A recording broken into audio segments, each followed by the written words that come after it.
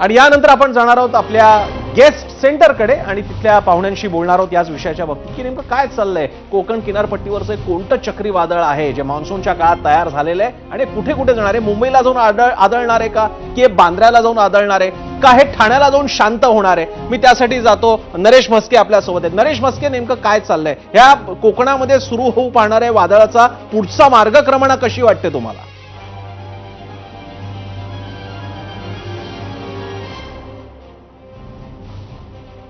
या ठिकाणी मी पाहतोय आपल्या वाहिनीवरती हो, वेगवेगळ्या प्रतिक्रिया लोकांकडून येत आहेत. हो, सकाळी मी आज दिवसभर वाहिन्यांवरती माननीय भास्कर जाधव यांच्या प्रतिक्रिया मी पाहत होतो आणि त्यांचा जो चेहरा, त्यांची बॉडी लँग्वेज, या सर्व गोष्टी पाहून खूप वाईट वाटलं की वाघासारखा हा आमचा नेता,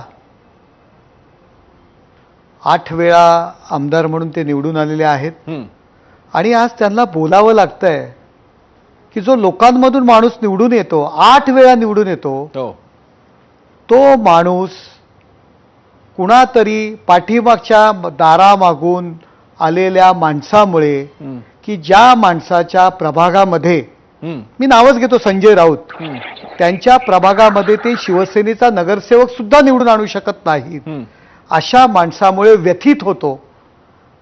आणि मी लाचार नाही, मी कोणाच्या मागे फिरणारा नाही, अशा पद्धतीची वक्तव्य त्याला करावी लागतात, नाईलाजाने करावी लागतात. आणि काय चाललंय या उभाठामध्ये, या शिल्लक सेनेमुळे, आणि अशा माणसाला सुद्धा धाय मोकलून रडण्याची अवस्था त्यांची आज होती. मी त्यांच्याबद्दल बाकी काही बोलणार नाही, परंतु हा वाघासारखा माणूस आज म्हणजे धाय मोकलून रडल्यासारखी परिस्थिती आज त्यांच्यावर आणलेली. तर कुणामुळे?